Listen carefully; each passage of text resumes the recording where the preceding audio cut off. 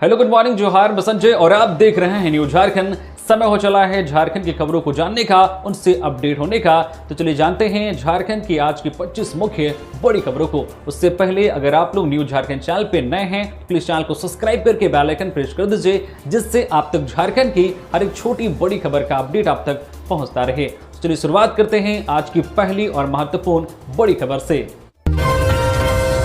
पारा शिक्षकों की सरकार से आकलन परीक्षा को टेट की मान्यता देने की मांग, सीएम आवास घेराव की दी चेतावनी। झारखंड के पारा शिक्षक सह सहायक अध्यापक अब अपने अधिकारों को लेकर एकजुट हो गए हैं। राज्य सरकार से आकलन परीक्षा को टेट के समकक्ष मान्यता देने की मांग तेज हो गई है। मांग पूरी नहीं होने की स्थिति में आंदोलन की चेतावनी दी गई है। इसी कड़ी में झारखंड सहायक अध्यापक संघर्ष मोर्चा द्वारा राज्य भर में बैठकें आयोजित की जा रही है। धनबाद में भी मोर्चा की महत्वपूर्ण बैठक हुई, जिसमें मांगों पर विस्तार से चर्चा और आगामी आंदोलन की रणनीति तैयार की गई। धनबाद में झारखंड सहायक अध्यापक संघर्ष मोर्चा की बैठक में पारा शिक्षक सह सहायक अध्यापकों ने अपनी लंबित मांगों को लेकर सरकार के प्रति नाराजगी जाहिर की। बैठक में मुख्य रूप से आकलन परीक्षा को शिक्षक पात्रता परीक्षा टेट के समतुल्य घोषित करने की मांग उठाई गई। मोर्चा के जिला अध्यक्ष अशोक चक्रवर्ती ने कहा है कि वर्ष 2002 से सहायक अध्यापक लगातार सेवा दे रहे हैं, लेकिन 24 वर्षों के लंबे समय के बाद भी उन्हें उनका पूर्ण अधिकार नहीं मिल सका है। अशोक चक्रवर्ती ने कहा है कि आकलन परीक्षा पास शिक्षकों को टेट के समकक्ष मान्यता मिलने से उन्हें स्थायी शिक्षक का दर्जा और अन्य सरकारी सुविधाएं मिल सकेंगी। इसके अलावा अनुकंपा के आधार पर नौकरी देने की मांग भी प्रमुख रूप से उठाई गई। बैठक में यह भी निर्णय लिया गया है कि यदि 12 मार्च तक सरकार उनकी मांगों पर सकारात्मक निर्णय नहीं लेती है तो 18 मार्च को रांची में मुख्यमंत्री आवास का घेराव किया जाएगा। आज 6 से 9 अप्रैल तक झारखंड में बदला रहेगा मौसम का मिजाज। बारिश और ओलावृष्टि से गिरेगा पारा, लोगों को सतर्क रहने की सलाह। झारखंड के विभिन्न जिलों में अगले कुछ दिनों तक मौसम का मिजाज पूरी तरह से बदला हुआ रहने वाला है। रांची मौसम केंद्र द्वारा जारी बुलेटिन के अनुसार राज्य के कई हिस्सों में गर्जन के साथ वर्षा, तेज हवा और वज्रपात होने की प्रबल आशंका व्यक्त की गई है। मौसम विभाग के पूर्वानुमान के मुताबिक आज 6 से 9 अप्रैल तक राज्य के मध्य, दक्षिणी और उत्तर पूर्वी भागों में आंशिक रूप से बादल छाए रहेंगे। इस दौरान हल्के से मध्यम दर्जे की वर्षा होने की संभावना है, जिसके परिणाम स्वरूप आगामी 2 दिनों में अधिकतम तापमान में 3 से 4 डिग्री सेल्सियस तक की गिरावट दर्ज की जा सकती है।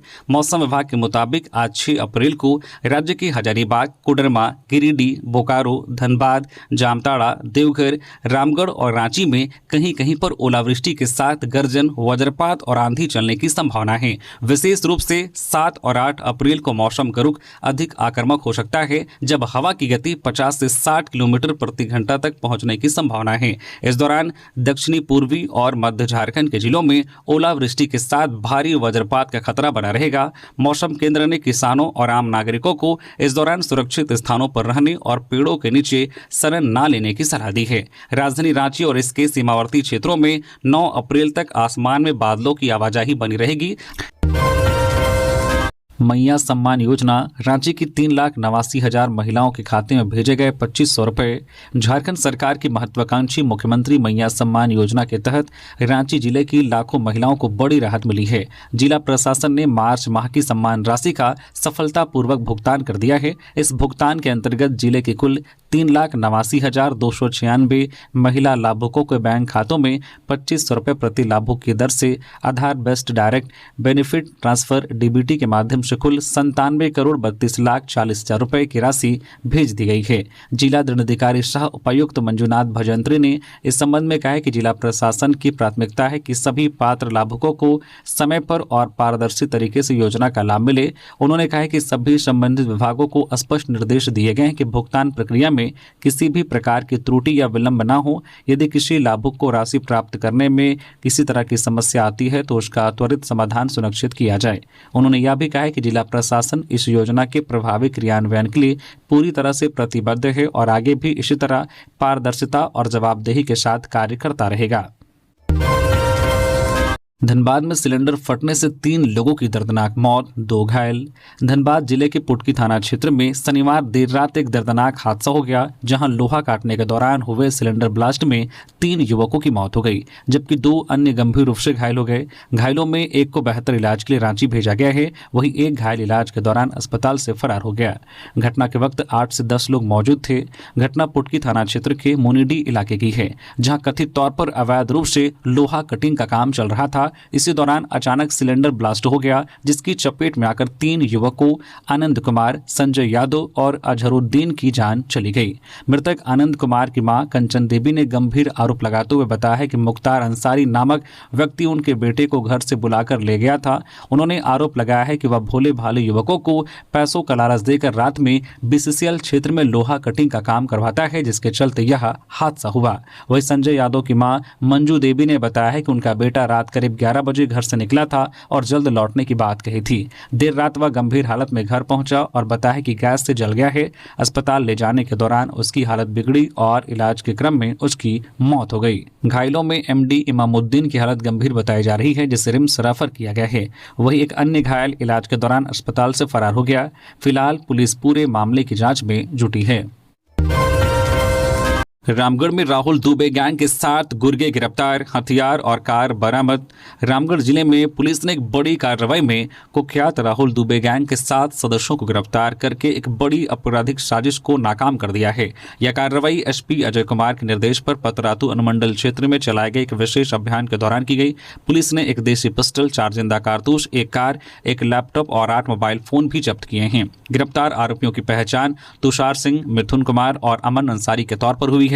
तलाशी के दौरान तुषार के पास से एक लोडेड देशी रिवॉल्वर और 2 जिंदा कारतूस मिले हैं। पूछताछ में आरोपियों ने ओवरब्रिज साइट पर हुई पिछली फायरिंग घटना में शामिल होने की बात मानी है और बताया है कि वे इस घटना को दोहराने की योजना बना रहे थे। आरोपियों की जानकारी के बाद पुलिस ने और छापेमारी की और 4 अन्य अपराधियों कुणाल सिंह उर्फ शिवम, बादल सिंह उर्फ कुणाल, सुमित पांडे और सनी बेदिया को गिरफ्तार किया है। पुलिस ने एक देशी पिस्टल, 4 जिंदा कारतूस, एक कार, एक लैपटॉप और 8 मोबाइल फोन भी जब्त किए हैं। नेतरहाट तक बनेगा 4 लेन टूरिस्ट कॉरिडोर, घाघरा नेतरहाट मार्ग का होगा विकास। झारखंड में पर्यटन को बढ़ावा देने की दिशा में पथ निर्माण विभाग ने बड़ी पहल की है।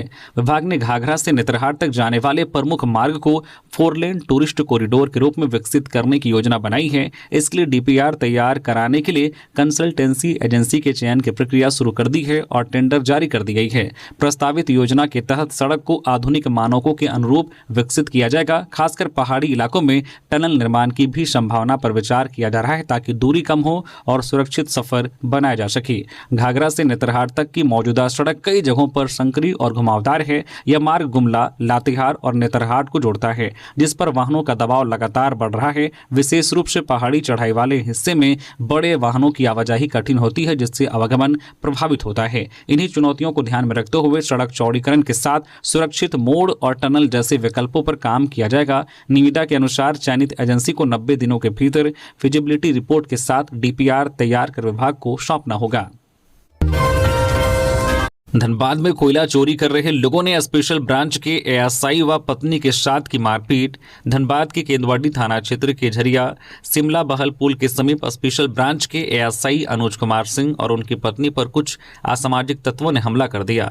बताया जा रहा है कि एएसआई अनुज कुमार सिंह अपनी पत्नी काजल कुमारी के साथ स्कूटी से जा रहे थे। इस दौरान रास्ते में कुछ लोग एक हाईवा भारी वाहन को रोककर उसमें लदे कोयले को अवैध रूप से उतार रहे थे। सड़क पर बाधा बनने के कारण एएसआई ने उन लोगों से साइड होने को कहा। इसी बात पर कोयला उतार रहे लोग आक्रोशित हो गए और दंपति पर हमला बोल दिया। हमलावरों ने एएसआई और उनकी पत्नी के साथ जमकर मारपीट की, जिससे दोनों गंभीर रूप से घायल हो गए। इतना ही नहीं, हमलावरों ने काजल कुमारी का मोबाइल भी छीनकर फेंक दिया। घटना की सूचना मिलते ही स्पेशल ब्रांच के अधिकारी, स्थानीय पुलिस और सीआईएसएफ की टीम मौके पर पहुंची और स्थिति का जायजा लिया। घायल दंपति को इलाज के लिए अस्पताल भेजा गया। वहीं मौके पर मौजूद आरके माइनिंग आउटसोर्सिंग के एक गार्ड ने बताया कि इस रास्ते से प्रतिदिन सैकड़ों हाईवा बीएनआर साइडिंग की ओर कोयला लेकर गुजरते हैं, जिन्हें बीच रास्ते में रोककर अवैध रूप से कोयला उतारा जाता है। इसकी सूचना पहले भी स्थानीय थाना और सीआईएसएफ को दी गई थी, लेकिन अब तक कोई ठोस कार्रवाई नहीं हुई है। धनबाद में बेकाबू ट्रैक्टर ने 5 को कुचला। मुर्गा दुकान के बाहर बैठे लोग हुए शिकार, 2 की हालत गंभीर, लोगों ने किया सड़क जाम। धनबाद जिले के पूर्वी टुंडी थाना क्षेत्र के फतेहपुर मोड़ के पास रविवार को एक दर्दनाक सड़क हादसे में 5 लोग घायल हो गए। इसमें से 2 की हालत गंभीर बताई जा रही है। जानकारी के अनुसार सभी घायल फतेहपुर मोड़ स्थित एक मुर्गा दुकान के बाहर बैठे हुए थे। इसी दौरान एक तेज रफ्तार और अनियंत्रित बालू लदा ट्रैक्टर अचानक दुकान की ओर मुड़ गया और वहां बैठे लोगों को अपनी चपेट में ले लिया। हादसा इतना अचानक हुआ कि लोगों को संभलने का मौका तक नहीं मिला, वे ट्रैक्टर की चपेट में आ गए। घटना के तुरंत बाद आसपास के ग्रामीण मौके पर जुट गए और बिना समय गंवाए सभी घायलों को पास के एक निजी अस्पताल पहुंचाया। डॉक्टरों के अनुसार 2 घायलों की हालत गंभीर बनी हुई है, जिन्हें विशेष निगरानी में रखा गया है। अन्य 3 घायलों का भी इलाज जारी है। घटना से नाराज स्थानीय ग्रामीणों ने साहिबगंज गोविंदपुर मुख्य सड़क को जाम कर दिया। प्रदर्शन कर रहे लोगों का कहना था कि क्षेत्र में अवैध बालू ढुलाई और तेज रफ्तार वाहनों का आतंक लगातार बढ़ता जा रहा है, जिससे आए दिन दुर्घटनाएं हो रही हैं। सूचना मिलते ही पूर्वी टुंडी थाना पुलिस मौके पर पहुंची और ग्रामीणों को समझाने का प्रयास किया। काफी मशक्कत के बाद पुलिस ने लोगों को शांत कराया और जाम हटवाया। पुलिस ने ट्रैक्टर मालिक को मौके पर बुलाकर घायलों के इलाज के लिए आर्थिक सहायता देने का आश्वासन दिलाया। भाजपा आज 6 अप्रैल को मनाएगी 47वां स्थापना दिवस। भाजपा अपने 47वें स्थापना दिवस को पूरे प्रदेश में धूमधाम से मनाएगी। स्थापना दिवस कार्यक्रम के संयोजक सह मीडिया प्रभारी योगेंद्र प्रताप सिंह ने बताया है कि 6 अप्रैल को पार्टी के लाखों कार्यकर्ता समर्थक अपने अपने घरों में पार्टी का ध्वज लहराएंगे। प्रदेश एवं जिला मुख्यालयों में पार्टी की विचारधारा, इतिहास, विकास, पिछले लगभग 12 वर्षों से मोदी सरकार द्वारा पार्टी की नीतियों, विचारों के अनुरूप जनसेवा में किए गए कार्य, विभिन्न भाजपा शासित प्रदेशों में सरकारों के द्वारा किए गए लोक कल्याणकारी कार्यों, उपलब्धियों की चर्चा होगी। भाजपा प्रदेश अध्यक्ष एवं सांसद आदित्य साहू, नेता प्रतिपक्ष बाबूलाल मरांडी, संगठन महामंत्री कर्मवीर सिंह सहित प्रदेश पदाधिकारीगण प्रदेश कार्यालय में आयोजित कार्यक्रम में शामिल होंगे। आत्मनिर्भर भारत के संकल्प को सिद्धि तक पहुंचाने में देश के करोड़ों कार्यकर्ताओं की भूमिका महत्वपूर्ण होगी। झारखंड में 70 करोड़ रुपए की लागत से बनाए जाएंगे 800 नए शौचालय। झारखंड में 70 करोड़ रुपए की लागत से 800 नए शौचालय बनाए जाएंगे, जिनमें 700 सामान्य शौचालय और 100 सामुदायिक सार्वजनिक शौचालय एवं यूरिनल शामिल हैं। यह शौचालय राज्य के सभी निकायों में बनाए जाएंगे। स्वच्छ भारत मिशन के तहत राज्य के सभी 48 निकायों में स्वच्छता को एक जन आंदोलन का रूप दिया जाएगा। नगर विकास एवं आवास विभाग इस अभियान में 5 मुख्य गतिविधियों पर ध्यान केंद्रित करेगा। में नागरिक भागीदारी और जागरूकता बढ़ाना, खुले में शौचालय मुक्त स्थिति को बनाए रखना, अपशिष्ट प्रबंधन और नई परियोजनाओं का क्रियान्वयन, 1 लाख से कम आबादी वाले शहरों में फिकल स्लज प्रबंधन और स्वच्छता से संबंधित अन्य प्राथमिकताएं शामिल हैं। साथ ही इसमें करीब 10 करोड़ रुपए की राशि नागरिक जागरूकता और पहुंच बढ़ाने पर खर्च की जाएगी, जिसके तहत मोहल्ला सभाओं और स्कूल और सार्वजनिक स्थानों पर अभियान चलाकर लोगों को कचरा प्रबंधन और स्वच्छता के महत्व के प्रति जागरूक किया जाएगा। लातेहार में मकैया टांड मोड़ के पास हाईवा ने बाइक सवार को रौंदा, 1 की मौत 1 घायल। लातेहार जिले के NH 22 पर बालूमाथ रांची मकैया टांड मोड़ के समीप रविवार की शाम एक सड़क दुर्घटना हुई। इस हादसे में एक युवक की मौके पर ही मौत हो गई, जबकि एक युवक गंभीर रूप से घायल हो गया। हादसे के बाद स्थानीय लोगों की भीड़ जमा हो गई। लोगों ने हादसे की सूचना तुरंत पुलिस को दी। जानकारी मिलते ही पुलिस तत्काल मौके पर पहुंची और घायल को सामुदायिक स्वास्थ्य केंद्र पहुंचाया, जहां ड्यूटी पर तैनात चिकित्सक डॉक्टर दयानंद कुमार ने उसका प्राथमिक उपचार किया। साथ ही पुलिस ने मृतक के शव को कब्जे में लेकर पोस्टमार्टम के लिए सदर अस्पताल लातेहार भेज दिया। पुलिस के मुताबिक मृतक की पहचान लावागढ़ा हिरहंज ग्राम निवासी के 27 वर्षीय तिवारी भुइयां पिता फागुन भुइयां के रूप में हुई है, जबकि घायल की पहचान अनिल राम 20 वर्षीय पिता मुनी राम के रूप में हुई है। जूनियर डॉक्टरों की अनिश्चितकालीन हड़ताल, आज 6 अप्रैल से OPD सेवाएं रहेंगी प्रभावित। राज्य के मेडिकल कॉलेजों में जूनियर डॉक्टरों के स्टाइपेंड को लेकर चल रहा विवाद अब हड़ताल में बदलने जा रहा है। इंडियन मेडिकल एसोसिएशन झारखंड और Jharkhand state health service association ने 6 अप्रैल से प्रस्तावित अनिश्चितकालीन हड़ताल को समर्थन देने की घोषणा की है। इस हड़ताल का असर रिम्स सहित राज्य के सभी मेडिकल कॉलेजों में देखने को मिलेगा। OPD सेवाएं पूरी तरह से प्रभावित रहने की संभावना है, जबकि इमरजेंसी सेवाओं को जारी रखने की बात कही गई है। इस कारण मरीजों को इलाज में परेशानी का सामना करना पड़ सकता है। डॉक्टरों की मांग है कि जूनियर रेजिडेंट और इंटर्न का स्टाइपेंड बढ़ाया जाए और हर 3 साल में इसका संशोधन सुनिश्चित किया जाए। ओवरब्रिज अधूरा, सड़क पर जाम पूरा। सरायकेला के NH 32 पर घंटों तक लग रहा जाम। सरायकेला खारसावां जिले के चांडिल अनुमंडल में स्थित NH 32 पर इन दिनों भीषण जाम लोगों के लिए बड़ी परेशानी बन गया है। घोड़ालिंग NH 33 से शुरू होकर पितकी रेलवे गेट, रघुनाथपुर बाजार के रास्ते पुरलिया, धनबाद, रांची और बोकारो को जोड़ने वाली यह महत्वपूर्ण सड़क पिछले 5 दिनों से जाम की चपेट में है। हालात ऐसे हैं कि करीब 8 किलोमीटर तक वाहनों की लंबी कतार लगी हुई है और ट्रक व यात्री वाहन घंटों तक फंसे रह रहे हैं। वाहन चालकों का कहना है कि उन्हें कई बार 10 से 12 घंटे तक जाम में इंतजार करना पड़ रहा है। इस दौरान पानी और भोजन की भारी किल्लत हो जाती है।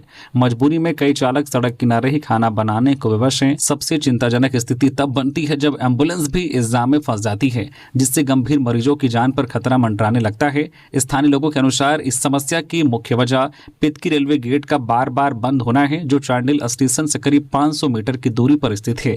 गेट बंद होने के दौरान वाहनों की लंबी कतार लग जाती है। इसके अलावा वर्षों से निर्माणाधीन रेलवे ओवरब्रिज का धीमा काम भी जाम की समस्या को और बढ़ा रहा है। यदि ओवरब्रिज का निर्माण समय पर पूरा हो जाता तो इस समस्या से काफी हद तक राहत मिल सकती थी। लगातार बिगड़ती स्थिति को देखते हुए स्थानीय लोगों और वाहन चालकों ने प्रशासन से जल्द ठोस कदम उठाने की मांग की है।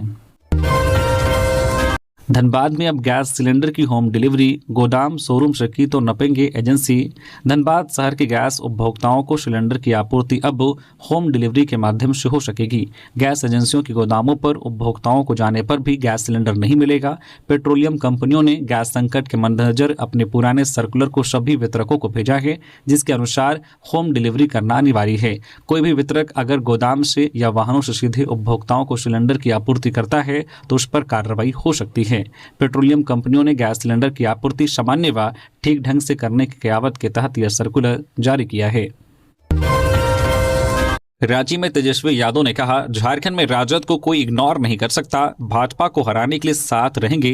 रांची के कार्निवल हॉल में राष्ट्रीय जनता दल के राष्ट्रीय कार्यकारी अध्यक्ष तेजस्वी यादव ने रविवार को सम्मान समारोह को संबोधित करते हुए कहा कि झारखंड में राजद को कोई इग्नोर नहीं कर सकता। उन्होंने कहा कि हम मजबूती के साथ खड़े हैं। इससे पहले उनका झारखंडी रीति रिवाज के साथ भव्य स्वागत किया गया, जिससे कार्यक्रम में उत्साह का माहौल देखने को मिला। अपने संबोधन में तेजस्वी यादव ने कहा कि झारखंड में 7 में से 4 सीटें हमने जीती। अगर गठबंधन में और सीटें मिलती तो राजद और ज्यादा सीटें जीतता। उन्होंने कहा कि 2020 में 1 करोड़ 70 लाख वोट मिले थे, जबकि 2025 में 1 करोड़ 90 लाख वोट मिला।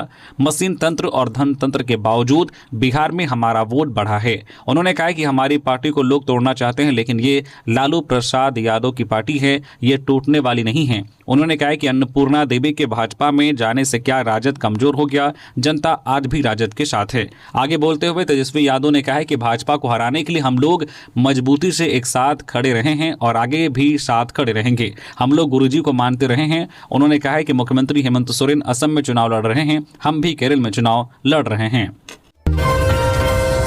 मानवता का संदेश, रांची में मुक्ति संस्था ने 24 लावारिस शवों का किया अंतिम संस्कार। रांची में रविवार को मानवता की अनूठी मिसाल पेश करते हुए मुक्ति संस्था द्वारा 24 अज्ञात शवों का विधि विधान के साथ अंतिम संस्कार किया गया। संस्था के सदस्यों ने रिम्स हॉस्पिटल के मोर्चरी गृह से शवों को निकालकर उन्हें सम्मानपूर्वक कफन ओढ़ाकर जुमार नदी के तट पर ले गए। वहां शवों का अंतिम संस्कार की प्रक्रिया पूरी की गई। संस्था के अध्यक्ष प्रवीण लोहिया ने सभी अज्ञात शवों को मुखाग्नि दी। उन्होंने बताया कि मुक्ति संस्था लंबे समय से इस सामाजिक कार्य में जुटी हुई है। अब तक कुल 2153 अज्ञात शवों का सम्मानजनक अंतिम संस्कार किया जा चुका है। कार्यक्रम के अंत में अंतिम अरदास परमजीत सिंह टिंकू द्वारा किया गया। इस मौके पर संस्था के कई सदस्य उपस्थित रहे। उन्होंने पूरे विधि विधान के साथ अंतिम संस्कार में सहयोग किया। असम में सीएम हेमंत सोरेन का चुनावी प्रचार, कहा हक के लिए एकजुट हो मजदूर। मुख्यमंत्री हेमंत सोरेन ने असम के चराइदेव जिले के सोनारी विधानसभा क्षेत्र में एक बड़ी जनसभा को संबोधित किया। उन्होंने कहा कि उनका यहां आना सिर्फ राजनीति नहीं बल्कि चाय बागान के मजदूरों, आदिवासियों और किसानों के संघर्ष में साथ देने का संकल्प है। हेमंत सोरेन ने चाय बागान मजदूरों की हालत पर चिंता जताई। उन्होंने कहा कि 250 रुपये मजदूरी बहुत कम है और इससे लोगों का जीवन चलाना मुश्किल है। उन्होंने लोगों से अपील की है कि वे छोटे छोटे वादों में ना फंसे और अपने अधिकारों के लिए एकजुट हों। उन्होंने कहा है कि असम में रहने वाले आदिवासियों को अब तक उनकी सही पहचान और अधिकार नहीं मिली है।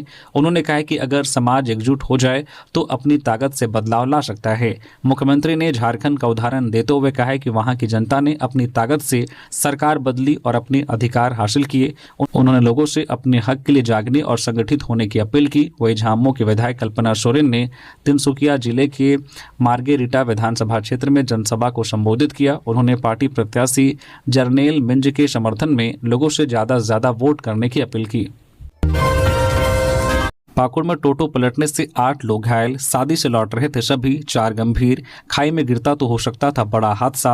पाकुड़ जिले के लिट्टीपाड़ा प्रखंड में रविवार को एक सड़क हादसे में टोटो चालक समेत 8 लोग घायल हो गए। सभी लोग शादी समारोह से लौट रहे थे। घटना लिट्टीपाड़ा थाना क्षेत्र के कुंजबोना मुख्य सड़क पर लबदा घाटी के समीप हुई, जहां चलती टोटो अचानक अनियंत्रित होकर सड़क किनारे पलट गई। हादसे के बाद मौके पर चीख पुकार मच गई। आसपास के लोग घटनास्थल की ओर दौड़ पड़े। जानकारी के अनुसार बड़पोखर गांव निवासी हिबजुल अंसारी अपने परिजनों के साथ गोड्डा जिले के पोड़ैया हाट थाना क्षेत्र के बांस मुंडी गांव में एक शादी समारोह में शामिल होने गए थे।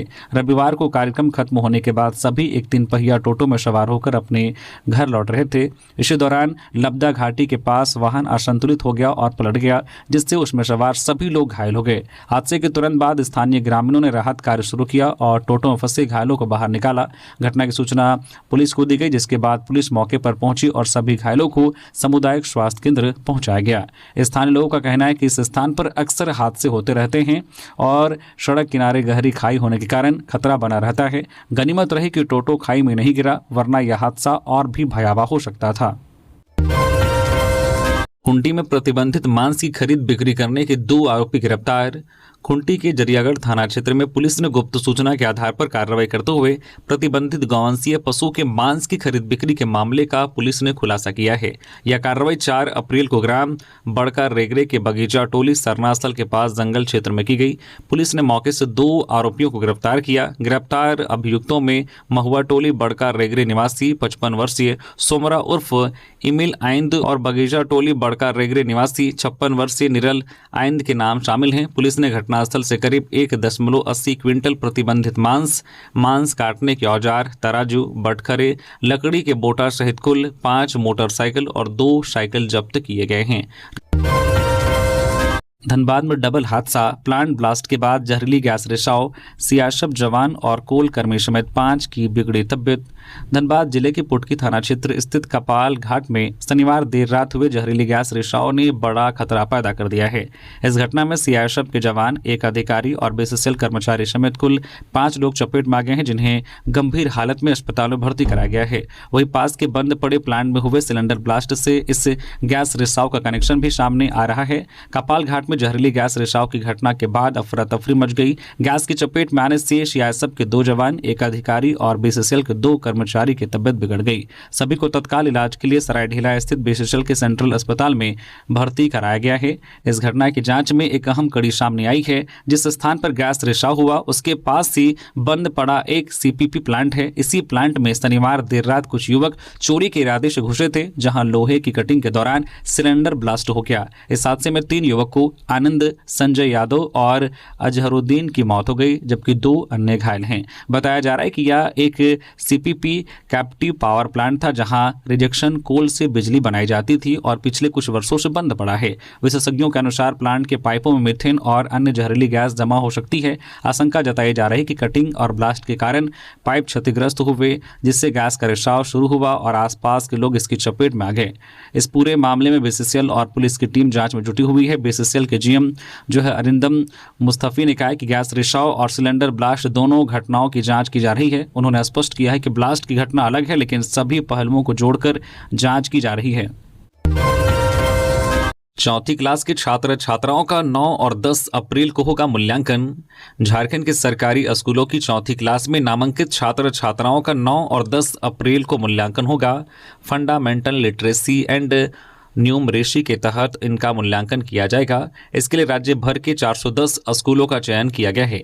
इन स्कूलों की चौथी क्लास के बच्चों का मूल्यांकन किया जाना है। हर स्कूल में रैंडमली 12-12 छात्र छात्राओं का मूल्यांकन होगा। एनसीईआरटी की ओर से उपलब्ध कराए गए टैब के माध्यम से मूल्यांकन किया जाएगा। इसके लिए 6 अप्रैल को सभी जिलों को स्कूलों में बच्चों से पूछे जाने वाले सवाल उपलब्ध करा दिए जाएंगे। इसके बाद जिले 7 अप्रैल को स्कूलों तक प्रश्नावली देने की प्रक्रिया सुनिश्चित करेंगे। इसके लिए स्कूलों में इंटरनेट की सुविधा बहाल की जाएगी ताकि मूल्यांकन में किसी प्रकार की समस्या न हो। चौथी क्लास के छात्र छात्राओं का मूल्यांकन के बाद अन्य सभी क्लास 5वीं, 6वीं, 7वीं, 8वीं व 9वीं के छात्र छात्राओं का भी मूल्यांकन होगा। इसमें भी उनसे पुरानी क्लास के पाठ्यक्रम से सवाल पूछे जाएंगे। इससे देखा जाएगा कि उन्हें पिछले क्लास के पाठ्यक्रमों की कितनी जानकारी है और वे कितना जानते हैं। गिरिडीह में सलाखों के पीछे पहुंचा यौन शोषण का आरोपी 13 साल की बच्ची को बनाया था शिकार। 13 साल की बच्ची का यौन शोषण कर गर्भवती करने वाला आरोपी नकुल चौधरी जेल जा चुका है। नकुल को गांवा थाना पुलिस ने जेल भेज दिया है, जबकि पीड़िता का मेडिकल चेकअप भी हो चुका है। जेल जाने से पहले गांवा थाना प्रभारी जयप्रकाश सिंह ने आरोपी से लंबी पूछताछ की है। पूछताछ में यह साफ हुआ है कि अभियुक्त नकुल का घर पीड़िता के घर से लगभग 15 किलोमीटर दूर है। नकुल ताड़ी चुवाने का काम करता है और ताड़ी बेचता है। ताड़ी चुवाने के दौरान ही नकुल पीड़िता के गांव जाता था और इसी दौरान मौका पाकर नकुल ने पीड़िता के साथ यौन शोषण किया और उसके बाद भी वह लगातार यौन शोषण करता रहा। पीड़िता जब रहम की भीख मांगती तो नकुल उसे जान से मारने की धमकी भी देता था। भाजपा का स्थापना दिवस आज 6 अप्रैल को। उससे पहले बड़ी संख्या में नए सदस्य पार्टी से जुड़े। बाबूलाल मरांडी ने किया स्वागत। भारतीय जनता पार्टी के प्रदेश कार्यालय में रविवार को सैकड़ों युवाओं ने पार्टी की सदस्यता ग्रहण की। इस मौके पर प्रदेश अध्यक्ष आदित्य साहू, नेता प्रतिपक्ष बाबूलाल मरांडी, विधायक नवीन जायसवाल, योगेंद्र प्रताप और नरेंद्र सिंह सहित कई कार्यकर्ता उपस्थित थे।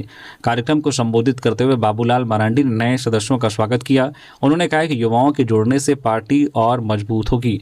उन्होंने कहा कि 6 अप्रैल सोमवार को भाजपा का स्थापना दिवस है। इससे पहले इतनी बड़ी संख्या में लोगों का पार्टी से जुड़ना सकारात्मक संकेत है। श्री मरांडी ने राज्य सरकार पर निशाना साधते हुए कहा कि झारखंड में विकास कार्य प्रभावित है। किसान, युवा वर्ग सहित महिलाएं परेशान हैं। उन्होंने कार्यकर्ताओं से बूथ स्तर पर संगठन मजबूत करने की अपील की। बाबूलाल मरांडी राज्य में खनिज संसाधनों की लूट और कानून व्यवस्था की स्थिति पर भी सवाल उठाए। गिरिडीह में बस बाइक की जोरदार टक्कर। अंबाडी मोड़ के पास बस ने सामने से मारी टक्कर, युवक गंभीर रूप से घायल। गिरिडीह जिले के बगोदर सरिया मुख्य मार्ग पर रविवार को अंबाडी मोड़ के पास बस और बाइक के बीच भीषण टक्कर हो गई। इस हादसे में बाइक सवार एक युवक गंभीर रूप से घायल हो गया। घायल की पहचान बिरनी निवासी 26 वर्षीय अफरोज अंसारी के रूप में हुई है। टक्कर इतनी तेज थी कि बाइक बुरी तरह से क्षतिग्रस्त हो गई, जबकि बस का अगला हिस्सा भी बुरी तरह से टूट गया। जानकारी के अनुसार यात्रियों से भरी बस बगोदर से सरिया की ओर जा रही थी। इसी दौरान सामने से आ रही बाइक से उनकी आमने सामने टक्कर हो गई। हादसे के बाद मौके पर अफरा तफरी का माहौल बन गया और बड़ी संख्या में स्थानीय लोग घटनास्थल पर जुट गए। घटना के बाद स्थानीय ग्रामीणों की मदद से घायल अफरोज अंसारी को तुरंत नजदीकी अस्पताल पहुंचाया गया, जहां उनका इलाज जारी है।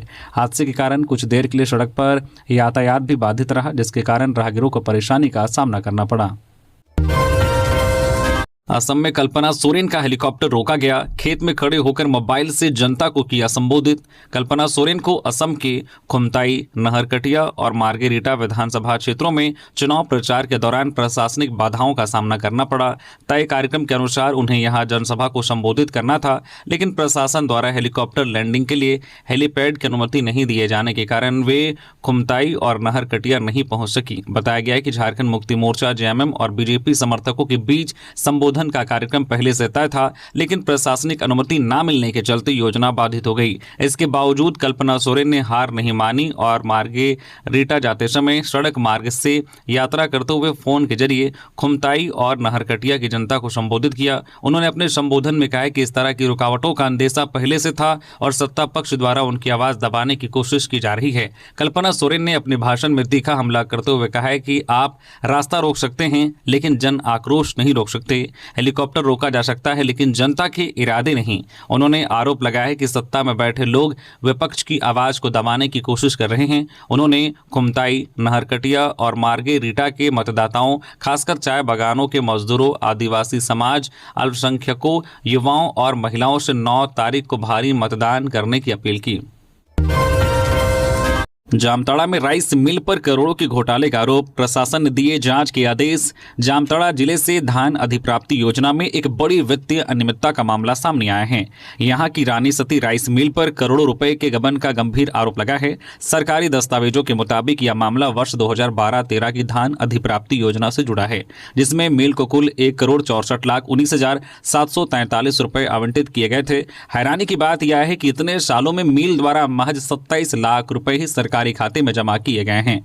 नतीजतन 1,37,19,743 रुपए की एक बड़ी रकम आज भी बकाया है। जिला दंडाधिकारी सह उपायुक्त कार्यालय जिला आपूर्ति शाखा के अनुसार रानी सती राइस मिल को सरकार को कस्टम मिल्ड राइस CMR लौटाना था, जिसके एवज में पूरी राशि का समायोजन होना था, लेकिन ऐसा नहीं किया गया। झारखंड राज्य खाद्य निगम दुमका के जिला प्रबंधक द्वारा जनवरी 2026 में भेजे गए एक पत्र के बाद यह पूरा खेल उजागर हुआ है। मामले की गंभीरता को देखते हुए जिला आपूर्ति पदाधिकारी ने अंचल अधिकारी CO को त्वरित जांच का जिम्मा सौंपा है।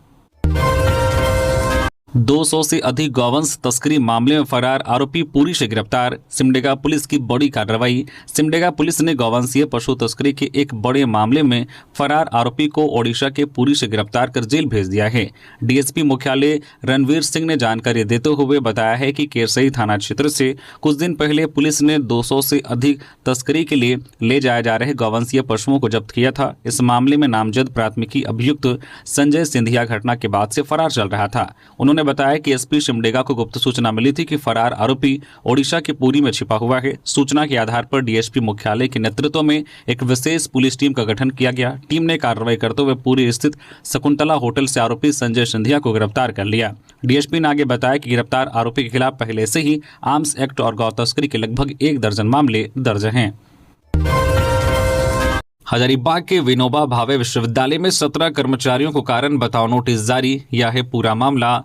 विनोबा भावे विश्वविद्यालय की ओर से 17 शिक्षकेतर कर्मचारियों को कारण बताओ नोटिस जारी किया गया है। इसमें से ज्यादातर लोग औचक निरीक्षण के दौरान अपने अपने दफ्तर में बिना छुट्टी लिए अनुपस्थित पाए गए थे।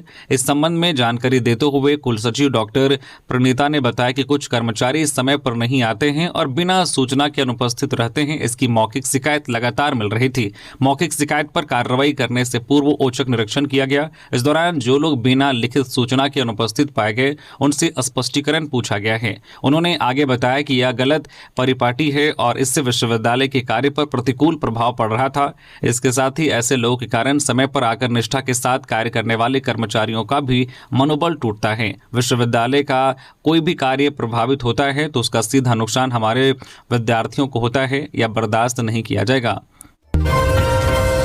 NIA को चाहिए 7 नक्सलियों की कुंडली, लिस्ट में सबसे ज्यादा महिला नक्सली शामिल।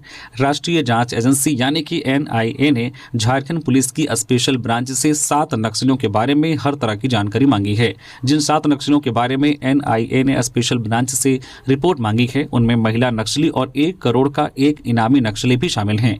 NIA ने झारखंड पुलिस की स्पेशल ब्रांच को पत्र लिखकर 7 नक्सलियों के बारे में हर तरह की जानकारी मांगी है। जिन 7 नक्सलियों के बारे में कुछ जानकारी मांगी गई है उनमें से 4 महिला नक्सली हैं, जबकि 1 करोड़ का इनामी है। NIA के पत्र के अनुसार जिन 7 नक्सलियों की पूरी जानकारी स्पेशल ब्रांच से मांगी गई है उनमें रीता उर्फ मानस, रजनी, सुनीता, विनीता, 1 करोड़ का इनामी, अनमोल दा, सोहन, पुनेम और संदीप उर्फ हिडमा के नाम शामिल हैं।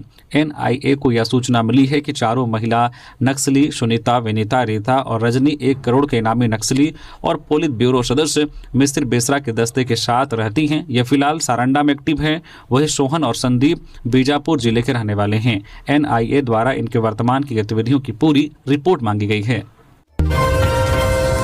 रांची में निजी स्कूलों की मनमानी पर लगाम कब, अभिभावकों की बढ़ती परेशानी, क्या प्रशासन है सख्त। रांची जिले के निजी स्कूलों में फीस के अलावा अन्य मदों में अतिरिक्त शुल्क वसूली को लेकर अभिभावकों की परेशानी लगातार बढ़ती जा रही है। रीएडमिशन के नाम पर अलग अलग मद से पैसे लिए जाने की शिकायत सामने आ रही है, जिससे अभिभावकों में नाराजगी है। कई अभिभावकों ने इस मामले को लेकर प्रशासन से शिकायत भी की है, लेकिन अब तक ठोस निष्पादन नहीं हो पाया है। स्थिति को देखते हुए जिला प्रशासन ने उपायुक्त मंजूनाथ भजंत्री की अध्यक्षता में एक कमेटी का गठन किया था ताकि निजी स्कूलों की मनमानी पर रोक लगाई जा सके और अभिभावकों को राहत मिल सके। हालांकि अब तक यह कमेटी अपेक्षित परिणाम नहीं दे पाई है, जिससे निजी स्कूलों की कार्यप्रणाली में खास बदलाव नहीं दिख रहा है, जिससे अभिभावकों की चिंता और बढ़ गई है। स्कूलों में नए सत्र के लिए नामांकन प्रक्रिया शुरू हो चुकी है। इसी दौरान अभिभावकों से शिकायत मिल रही है कि बच्चों को किताबें खरीदने के लिए स्कूलों द्वारा कुछ चुनिंदा दुकानों की सूची थमाई जा रही है। इससे अभिभावकों को मनचाहे विकल्प नहीं मिल पा रहा है और उन्हें निर्धारित दुकानों से ही सामग्री खरीदने के लिए बाध्य किया जा रहा है, जिससे अतिरिक्त आर्थिक बोझ बढ़ रहा है। अभिभावकों की शिकायतों को गंभीरता से लेते हुए उपायुक्त मंजूनाथ भजंत्री ने कहा है कि इस मुद्दे पर जल्द ही निजी स्कूलों के प्रतिनिधियों के साथ बैठक की जाएगी। चतरा पुलिस ने ट्रक चोर गिरोह का किया भांडाफोड़, चालकों को नशीला पदार्थ खिलाकर लूटने वाला अपराधी गिरफ्तार, नशीली गोलियां बरामद। चतरा पुलिस ने अंतर्राज्यीय ट्रक चोर गिरोह का भांडाफोड़ करते हुए एक शातिर अपराधी को गिरफ्तार किया है। यह गिरोह हाईवे पर ट्रक चालकों को निशाना बनाकर उसे नशीले पदार्थ खिलाता था और बेहोश होने के बाद ट्रक लेकर फरार हो जाता था। पुलिस अधीक्षक सुमित अग्रवाल को बालूमार्ग क्षेत्र में एक संदिग्ध ट्रक के घूमने की गुप्त सूचना मिली थी। इस सूचना के आधार पर पुलिस टीम ने त्वरित कार्रवाई करते हुए छापेमारी की और एक आरोपी को ट्रक के साथ दबोचा। गिरफ्तार आरोपी की पहचान बिहार के भागलपुर जिले के हबीबपुर निवासी आदित्य राज उर्फ आदित्य कुमार उर्फ मनन चौधरी के रूप में हुई है। पुलिस पूछताछ में आरोपी ने कई अहम खुलासे किए हैं। उसने स्वीकार किया है कि वह अपने गिरोह के अन्य सदस्यों के साथ मिलकर झारखंड, बिहार और पश्चिम बंगाल के विभिन्न जिलों में इस तरह की वारदातों को अंजाम देता था। तो ये थी आज की झारखंड की टॉप बड़ी खबरें। इसी तरह से झारखंड की हर एक छोटी बड़ी खबर देखने के लिए आप हमारे चैनल न्यूज़ झारखंड चैनल को सब्सक्राइब करके बेल आइकन प्रेस कर दीजिए, जिससे आप तक झारखंड की हर एक छोटी बड़ी खबर का अपडेट आप तक पहुंचता रहे। तो अभी के लिए बस इतना ही, हमें दीजिए इजाजत। फिर मिलते हैं किसी और खबरों के साथ। धन्यवाद।